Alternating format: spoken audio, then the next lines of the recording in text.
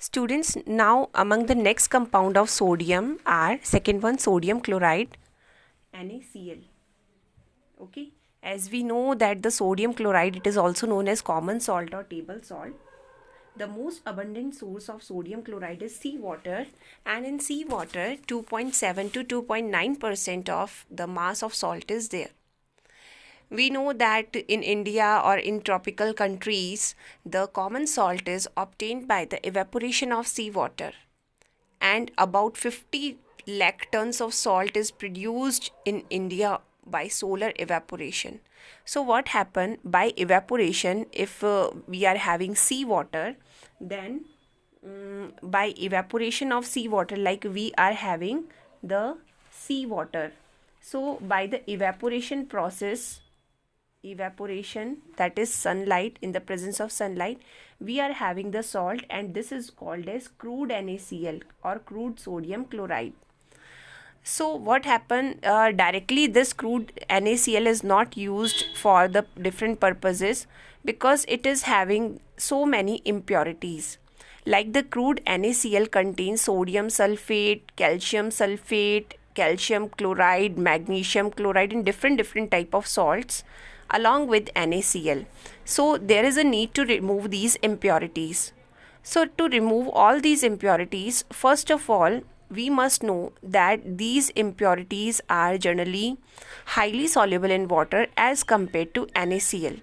So that's why crude NaCl is dissolved in very minimum amount of water, and due to when the it is dissolved in minimum amount of water and afterwards it is filtered. So all the soluble impurities, they get separated and we are having a filtrate. Through this filtrate, hydrogen chloride gas is passed.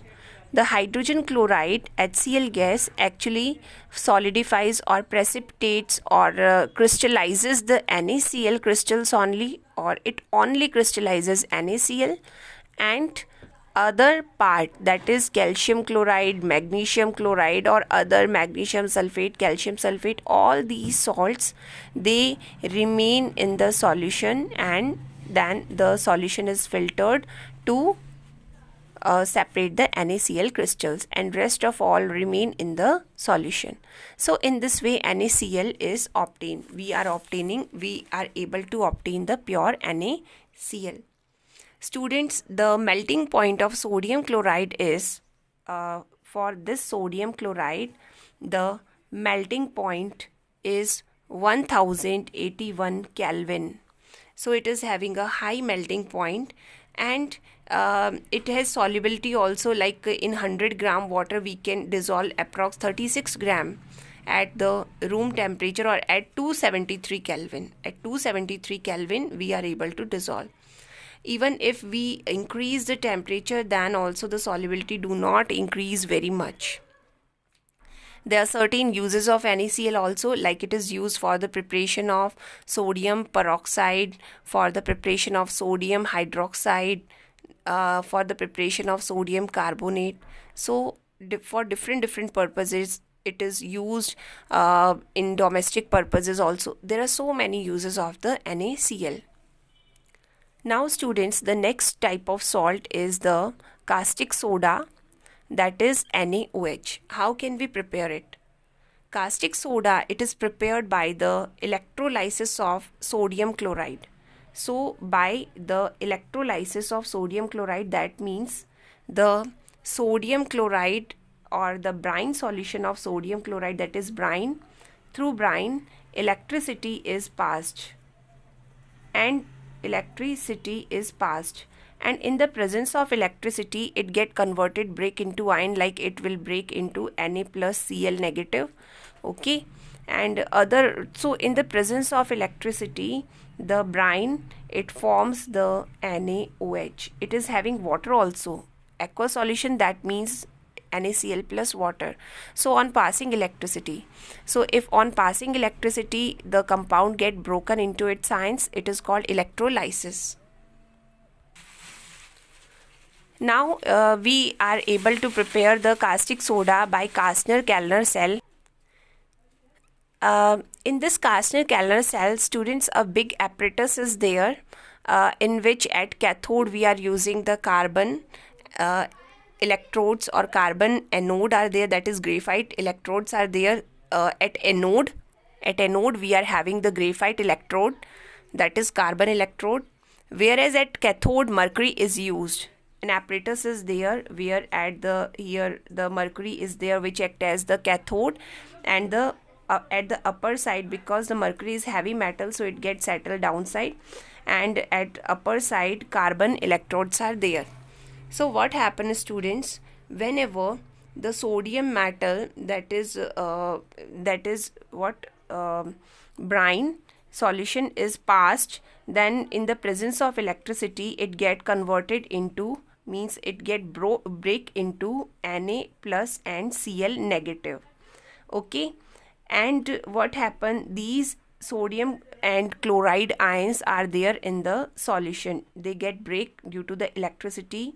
So at cathode these sodium ions get combined with the free electrons, and in the presence of mercury it form the sodium amalgam, that is NaHg. This type of amalgam compound is formed at cathode, and this type of compound remain in the apparatus, whereas at anode chlorine, it release one of the electron and get converted into the chlorine gas. This chlorine gas is separated, or it get released from the apparatus and separated.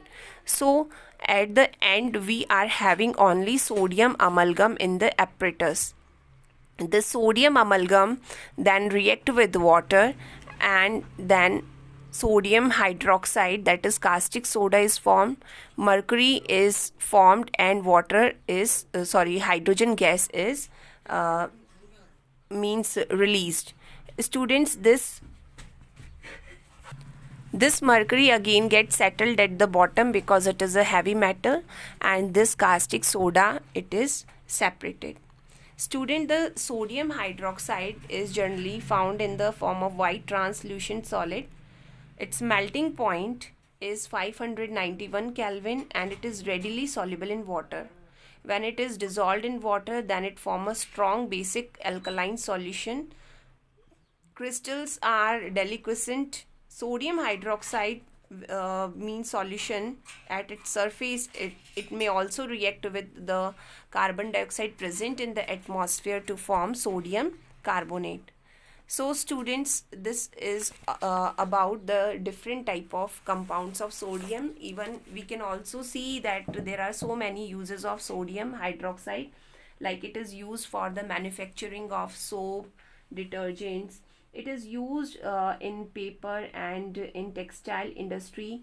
Sodium hydroxide is also used in the petroleum refining, for the purification of bauxite, for the mercerizing of cotton fabric, means to make them soft, for the preparation of pure fats and oils. Also sodium hydroxide is used.